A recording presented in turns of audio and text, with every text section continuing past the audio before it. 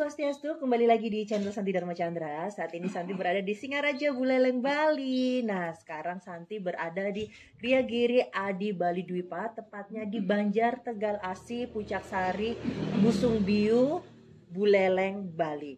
Nah, di sini Santi mau ngadu ke Ratu Resi karena kemarin Santi banyak yang bilang kayaknya kamu kebanyakan ke pura kalau nggak hari rahinan, atau kamu sering interaksi dengan sulingge, ke gria dewan-dewan ya, kenapa sih harus seperti itu. Jadi Santi mikir, masa iya sih Santi sok ke dewan-dewan, kan Santi belum tahu tuh arti dewan itu apa, itu bulian atau pujian, kan Santi belum tahu. Makanya Santi mau berdiskusi langsung dengan Ratu Resi yang ada di Gria Giri Adi Bali Dwipa, Tegal Asi, Pucak Sari, Buleleng, Bali. Jangan kemana-mana, tetap di channel Santi Dharma Chandra. Om Swastiastu. Swastiastu. Kembali lagi di channel Santi Dharma Chandra. Saat ini Santi berada di Banjar Tegal Asi, Desa Pucak Sari, Kecamatan Busung Biu, Buleleng, Bali. Tepatnya di Gria Giri Adi Buddha Bali Dwipa bersama Ida Sri Begawan Resi Buddha Waisnawa Acarya Nanda. Astungkara lebih lancar hafal untuk namanya Ratu Resi. Baiklah Ratu, ini Santi bertanya kembali. Mumpung di sini, jadi Santi banyak bertanya. Ini kan di kalangan anak-anak muda, atau ya meskipun kita belajar agama Hindu ataupun spiritual kan memang tidak mengenal usia. Tapi ini pertanyaan sebagai generasi muda tuh. Santi tuh banyak banget kayak ada yang bilang, kenapa sih kamu tuh kayak rajin banget ke sulingge? Kenapa sih kamu tuh rajin banget ke pura meskipun nggak hari rahinan atau apa? Kamu tuh sok ke dewan-dewan deh. Nah, Santi kan bingung. Santi baru di Bali, ini masih baru kan, dari Jakarta, lama di Jakarta. Santi bingung, yang sok ke dewan-dewan itu pujian atau bulian seperti itu. Itu menurut Ratu gimana? Santi bingung gitu, ke dewan-dewan itu apa itu. Ya, di zaman sekarang ini, zaman serba canggih, begitu zaman kali yoga, banyak membuli sebenarnya. Bukan pujian, membuli. Membuli ya. Kalau kita tahu, sadar, semua agama itu memuja Tuhan. Jadi kan semua agama ke dewan-dewan kan? Pasti ke dewan-dewan.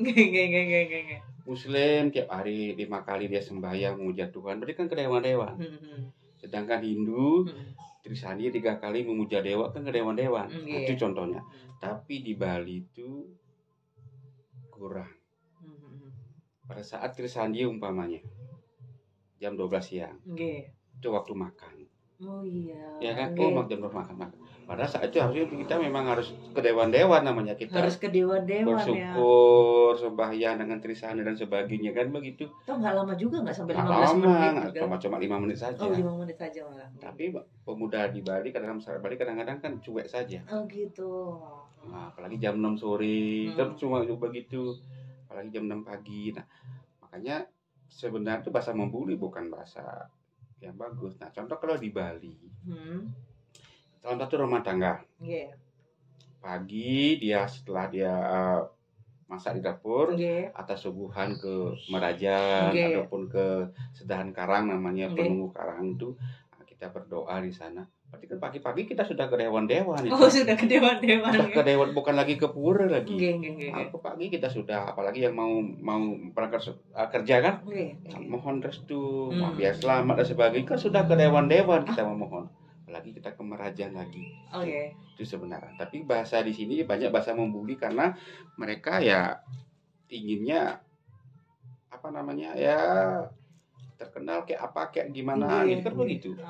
Itu padahal di zaman dulu itu tidak ada bahasa seperti ini. Nah, tapi sekarang memang zamannya begitu. Kalau kita rajin sembahyang dipertanyakan. Benar banget. Rajin ke pura dipertanyakan. Ke gereja juga dipertanyakan. Rajin ke gereja dipertanyakan. Kalau jadi apa? Mau jadi apa? Kan begitu. Padahal ke gereja itu pusatnya ilmu pengetahuan. Ke pura pusatnya kita mencari ketenangan, kan begitu. Juga di ke pura cari tenang, bukan cari rezeki. Begitu kita di Kepur dapat ketenangan, begitu dari pura kita balik ke rumah, kan bahagia. Itu yang dicari. Setuju itu banget sebenarnya. Tapi kalau kita ke kafe, tenangnya sebentar, habis itu kita gimana? habis itu pulang juga puyeng lagi, awang habis dan sebagainya kan begitu. Ada percecokan itu sebenarnya. Inilah di masyarakat yang sekarang modern ini terlalu banyak bicara tapi belum tahu makna. Oh, seperti itu. Sukanya membuli aja gitu loh. Asal ngomong begitu loh. Padahal kalau kita perhatikan semua umat tuh kedewan-dewan. Semua umat itu kedewan-dewan. Semua umat apapun agamanya. Baik Hindu, Muslim, Buddha, Kristen, dia pasti memuja. Memuja Tuhannya masing-masing kan. Pada saat dia sakit, pada saat dia kaget. Pada saat kagetnya dia manggil Tuhan. Apalagi pada saat dia yang lain kan begitu. Nah, itu bukan kedewan-dewan gitu. Nah, tapi karena biasa ngetren sekarang biar lebih dikenal dengan bahasa kedewan-dewan nih bilang. Gitu. Jadi kadang kan Santi itu jujur ya Ratu, kalau ke gereja, ke pura, bukan karena ingin dilihat kayak sok religius, enggak. Karena menurut Santi yang Santi punya sekarang yang bisa Santi pegang itu Tuhan sama leluhur Santi. Udah itu aja. Jadi bagaimana cara menenangkan Santi? Ya udah seperti itu. Kalau Santi ke tempat klub atau dugem atau apa gitu kan, nggak ada bedanya hidup Santi sama yang di Jakarta dulu. Santi nggak mau seperti itu gitu kan.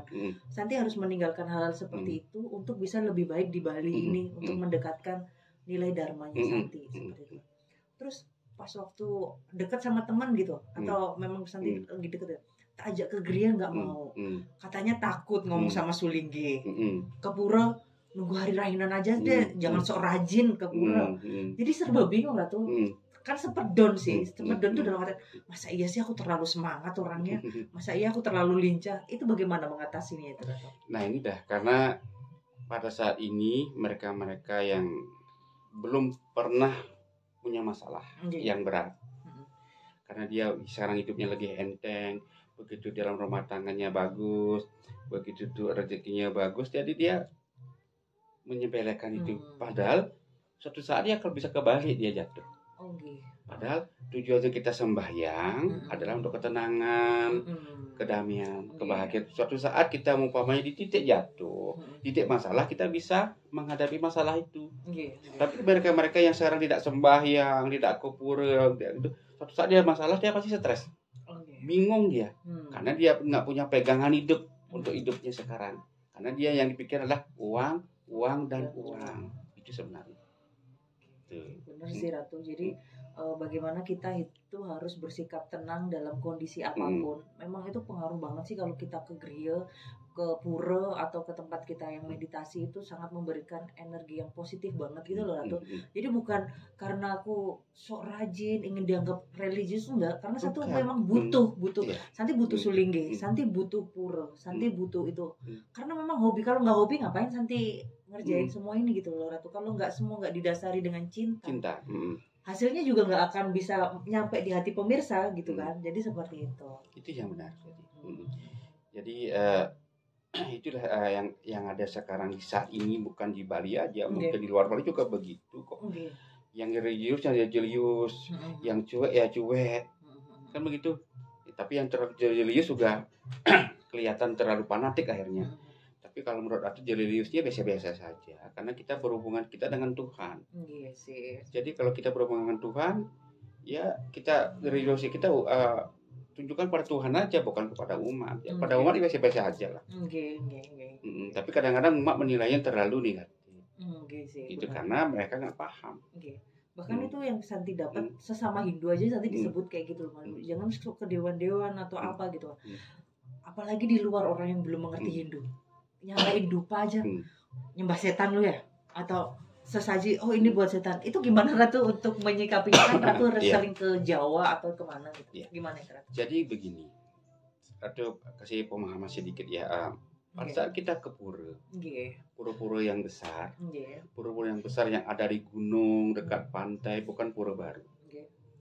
Di sana tuh banyak leluhur kita, ibaratnya ngaturan ayah, jadi dia berkarma di sana di pura itu. Kalau tidak ada sentananya ataupun kuturunnya yang ke sana membebaskan, leluhur itu akan bebas. Maka tujuan kita ke pura pertama juga untuk pembebasan leluhur sebenarnya. Di samping kita mendapatkan kebahagiaan dari beliau yang Kristen di sana untuk pembebasan leluhur. Itu yang utama. Ini yang jarang diketahui sama masyarakat. Wah, mereka ke pura tujuannya minta rezeki, biar jabatannya naik. Itu yang padahal tujuan utamanya adalah tirte. Tirte itu tujuan untuk memberikan tirte untuk leluhurannya, biar leluhurnya bebas dari derita di sana. Kalau sudah leluhurnya bebas dari derita yang ada di sana, otomatis keturunannya lebih baik lagi. Itu sebenarnya. Nah, tadi bicara dari masalah Buddha. Di Jawa, Bali, dimanapun Buddha itu ada, cuma beda nama. Oh gitu, gimana? Ya, kalau di Jawa Keboto Ijo namanya, di sini juga ada Buddha. Jadi sungguhan itu untuk menetralisir pengaruh-pengaruh Buddha dalam diri sebenarnya. Bukan Buddha yang di luar. Karena tubuh kita Buddha, kita sebagai manusia Buddha ya, jadi kala ya, durga ya, manusia ya, dewa ya, semua ada di sini. Semua dalam tubuh kita. Tapi kalau kita bisa menyiumi diri kita dengan segahan itu, sifat-sifat kebutaan biar sifat kedewatan, sifat kalanya biar bisa menjadi sifat kedewatan, kan itu sifat manusia. Jadi sifat, kalau kita sudah punya menjadi sifat kedewatan, otomatis kita asih kepada umat. Asih, tidak membedakan siapapun mereka. Nah, itu tujuannya ada sungguhan itu sebenarnya. Kalau alam semesta sudah pasti memberi. Berarti bukan berarti kita menyembah Buddha itu atau kayak ada omongan-omongan ini nyembah setan lo ya. Bukan. Yang namanya nyembah pasti begini. Nyembah kan? Begitu kita sekedar kita ada kasih sungguhan, begitu itu bukan nyembah namanya. Gitu. Memberi. Nah, buat teman-teman nih, buat karena kan memberi kan gitu. Dan besar kita memberi, ada pengaruh negatif yang nempel dan tubuh kita lepas, karena itu yang dimakan. Itu semua prosesnya. Jadi buta kala aja kita perhatian untuk kita akan lebih berdamai aja, masa kita sama orang lain juga hidup kita kan saling untuk memahami dan mengerti seperti itu. Berarti kayak misal ada nggak sih Ratu, maksudnya setiap orang itu hanya manusia khusus aja untuk belajar spiritual atau agama, atau semua itu kita memang harus belajar spiritual atau agama? Menurut Ratu itu bagaimana? Menurut Ratu semua kehidupan belajar. Semua. Jangan manusia, binatang aja bisa dia belajar. Atau dia di YouTube ada. Anjing bisa sembahyang, gajah bisa sembahyang. Nah, itu kan semua butuh penghubung ke alam semesta, ke Sang Pencipta. Karena kita akan kembali ke Sang Pencipta. Itu sebenarnya. Paham. Jadi memang setiap orang itu berhak untuk belajar agama, belajar spiritual untuk meningkatkan value pada diri kita, Ratu. Karena agama itu kan cuma jalan. Agama itu cuma jalan. Jalan saja. Banyak orang tidak beragama bahagia, sejahtera, dan hidupnya lebih baik, dan karakternya seperti dewa. Tapi banyak orang yang beragama terlalu religius, akhirnya berubah menjadi lebih sombong lah, merendahkan orang lah. Ya itu. Jadi tetap harus kita sebaik apapun yang kita pelajari, yang dibaca itu perilaku kita, seperti itu ya, Ratu. Itulah. Luar biasa. Jadi buat teman-teman yang dibully sok kedewan-dewan gitu, jadi nggak perlu takut, kata Ratu, harus tetap maju terus untuk semangat belajar. Semakin kita, karena itu proses hidup, proses karma. Semakin kita mencapai tujuan tuh, godaan semakin besar, lawan terus. Jadi saat itu bingung, Ratu. Jadi kan jujur ya, kadang ngajak teman pengen bukan hari rainan ke pura atau apa tuh, ngapain sih lu gini sok kerajinan deh, sok ke dewan-dewan deh gitu. Jadinya aku langsung masa iya gitu. Tapi ya udahlah, semua pasti ada nanti dipertemukan dengan lingkungan yang memang bisa tumbuh bersama. Seperti itu. Iya. Mudah-mudahan. Baiklah, matur suksma Ratu Resi sudah diberikan ilmu untuk mengatasi pembulian di masa sekarang, agar kita tetap go on, tetap bisa memberikan yang terbaik kepada umat sedharma dengan cara kita. Yang penting kita bahagia, menghormati terhadap sesama, tetap ke griya, ke pura, seperti itu. Mohon ditutup dengan doa, Ratu. Terima kasih untuk hari ini wawancaranya, semoga channelnya Nana Santi berguna bagi umat sedharma yang ada di Nusantara dan bermanfaat. Apabila ada kekurangan mohon dimaafkan. Om Santi, Santi, Santi.